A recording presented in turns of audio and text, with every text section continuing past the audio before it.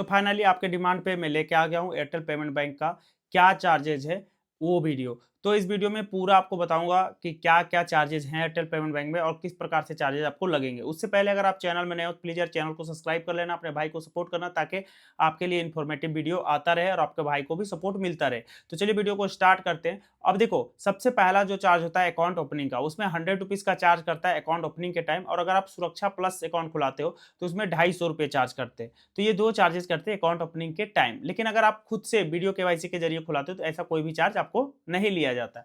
अब बात करते हैं कि इसमें क्या-क्या चार्जेज है। तो सबसे पहले मतलब पिछले वाले जो चार्जेज है, पहला होता था एनुअल सब्सक्रिप्शन चार्जेज और दूसरा होता था अकाउंट ऑपरेशन चार्जेज। तो जो एनुअल सब्सक्रिप्शन चार्जेस थे वो साल में एक बार लगता था ₹118 प्लस जीएसटी, यानी रखो कि लगभग 132-33 रुपए आपको लग जाता था उसमें। मतलब ₹118 में 18% जीएसटी निकाल के जोड़ दो तो आपको पता चल जाएगा कि कितना आपको लगेगा।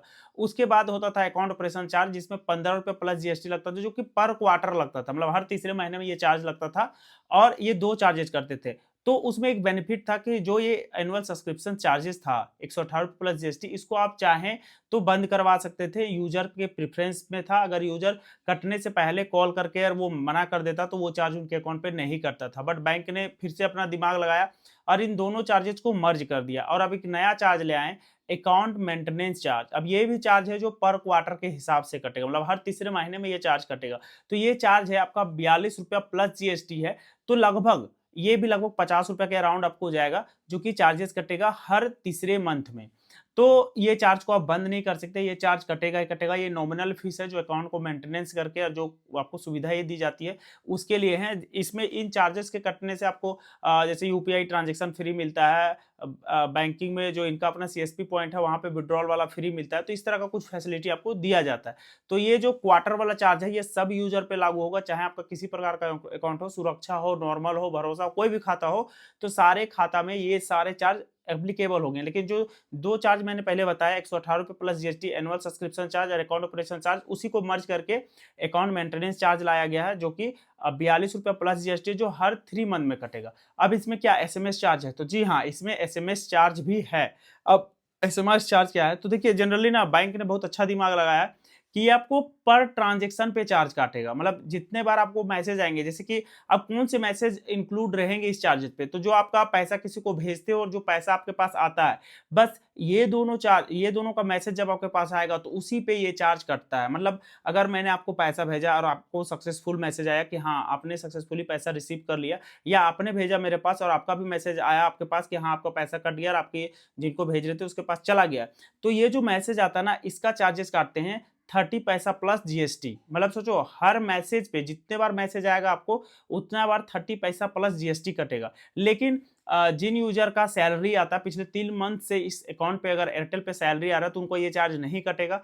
और जिनका डीबीटी लिंक है पिछले 1 साल से, मतलब जिनका डीबीटी इस पे लिंक है, उनका डीबीटी का सारा पैसा मतलब गवर्नमेंट स्कीम से जितने होते हैं सारा इसी में आता है, तो उनको भी ये चार्ज नहीं पे करना पड़ेगा। तो जिनको भी एसएमएस चार्ज से बचना है तो उसके लिए डीबीटी लिंक करवा लो, या फिर आपका कहीं काम करते हो तो वहाँ पे ये अकाउंट दे दो, तो उससे आपका सैलरी आएगा, तो उससे आपको बचेगा। तो जो इनका एसएमएस चार्ज है वो काफ़ी खतरनाक है। हाँ, इसमें एक छूट इन्होंने ये दिया है कि पहला 5 एसएमएस होगा मंथ का, वो आपको फ्री रहेगा। मतलब अगर महीने में आपने 30 बार पैसे भेजे, एग्ज़ाम्पल के तौर पर 30 बार पैसे भेजे, तो उसमें 25 बार जो भेजा और उसका जो मैसेज आएगा उस पे आपको चार्जेज़ लगेगा। लेकिन जो फर्स्ट 5 मैसेज रहेंगे उस पे चार्ज नहीं लगेगा।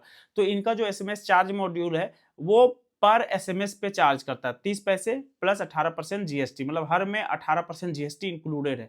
तो ये चीज़ थोड़ा ज़्यादा मतलब ये है, बट कोई नहीं, अगर ज़्यादा ट्रांज़ैक्शन करते होगे तो आपको ज़्यादा चार्जेस लगेगा। लेकिन अगर आपका डीबीटी लिंक है और आपका खाता मतलब जैसे कि वो बोलते हैं ना सैलरी आता है, तो फिर आपको ये चार्ज नहीं लगेगा। अब चलिए तीसरी बात करते हैं कि क्या मतलब जो एपीएस होता है वहाँ पे बायोमेट्रिक से जो पैसा निकालते हैं, क्या उसमें भी चार्ज लगता है? तो जी हाँ, उसमें भी चार्ज लगेगा। अगर आप एयरटेल के एपीएस से निकालते हो, मतलब जो बैंकिंग पॉइंट होता है वहाँ से, तो आपको चार्जेस नहीं लगेंगे, मतलब फ्री ऑफ कॉस्ट है। लेकिन अगर आप किसी थर्ड पार्टी बैंक के एपीएस से निकालते हो तो 3 ट्रांज़ैक्शन आपको फ्री मिलता है, उसके बाद ₹15 समथिंग इसमें भी चार्ज कटता है। हाँ, उसमें एक चीज़ और है कि एक कैश विथड्रॉल का ऑप्शन मिलता है सीएसपी में, उसमें भी 25,000 तक का आप फ्री कैश विथड्रॉल कर सकते हो, उसके बाद आपको ट्रांज़ैक्शन लगेगा। मेबी ये 50,000 होगा, तो इस तरह का कुछ चार्जेज़ है। तो अगर आप एपीएस के जरिए पैसा निकालते हो और किसी थर्ड पार्टी पास जाके निकालते हो, लाइक आपका एयरटेल का खाता है और आप किसी बैंक ऑफ इंडिया वाले पास या कोई भी सीएस मतलब जो चलाते हैं बायोमेट्रिक से पैसा निकालने वाले उनके पास निकालते हो, तो 3 ट्रांजेक्शन आपको फ्री मिलेगा, उसके बाद चार्जेस कटेगा और ये चार्ज सारे बैंक में एप्लीकेबल है।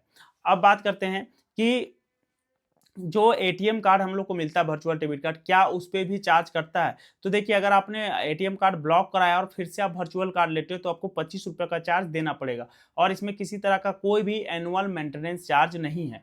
तो आपको डेबिट कार्ड में एनुअल मेंटेनेंस चार्ज नहीं लगेगा तब तक जब तक कि वो कार्ड वर्चुअल है। जैसे आप फिजिकल डेबिट कार्ड लेते हो तो उसमें 3 साढ़े ₹300 का आपको चार्ज कटता है कार्ड इश्यू करवाने टाइम, और सेम चीज़ अगर आप सीएसपी से कराते हो तो शायद ₹300 लगता है, और अगर यही फिर नेक्स्ट अगला साल से ₹300 का यानी ₹299 का चार्ज कटना स्टार्ट होता है अकाउंट मतलब एटीएम मेंटेनेंस चार्ज। तो मैंने जितने चार्जेस बताए आपको एक बार ब्रीफली बता देता हूँ। तो एयरटेल पेमेंट बैंक में जो चार्जेस है अभी फिलहाल सबके लिए, वो है अकाउंट मेंटेनेंस चार्ज जो पर क्वार्टर लगेगा ₹42 प्लस 18% जीएसटी, जो कि लगभग ₹50 के अराउंड होता है। ये पहला चार्ज, और दूसरा एसएमएस चार्ज है जो आपको लगेगा पर एसएमएस 30 पैसा प्लस 18% जीएसटी, और इसमें फर्स्ट 5 मैसेज आपको फ्री ऑफ कॉस्ट रहेंगे बैंक के द्वारा, उसके बाद में आपको चार्जेस लगेगा। लेकिन आप अगर अपना डीबीटी लिंक करा के रखो पिछले 1 साल से, या आपका सैलरी इस अकाउंट में आता है, तो आपको ये जो एसएमएस चार्ज है वो नहीं लगेगा। अगर आपके पास वर्चुअल डेबिट कार्ड है तो वर्चुअल डेबिट कार्ड इश्यू कराने टाइम ₹25 का चार्ज लगता है, उसके बाद आपको किसी तरह का कोई भी चार्ज नहीं लगेगा। तो बस यही 2-3 चार्जेस थे इसमें जो आपके लिए बताना ज़रूरी था, तो मैंने बता दिया। अगर आपको वीडियो अच्छा लगा हो चैनल को सब्सक्राइब कर लेना, अपने भाई को सपोर्ट करना और प्लीज़ यार सपोर्ट करते रहना, और चलिए मिलेंगे नेक्स्ट वीडियो में। और आपको वीडियो कैसा लगा कमेंट में बताइएगा, और आपको किसी और चीज़ के रिलेटेड वीडियो चाहिए होगा तो प्लीज़ वो चीज़ भी कमेंट में बताना, ताकि आपका भाई उस पे थोड़ा रिसर्च वगैरह करके और आपके लिए वीडियो ला सके। तो चलिए मिलेंगे नेक्स्ट वीडियो में।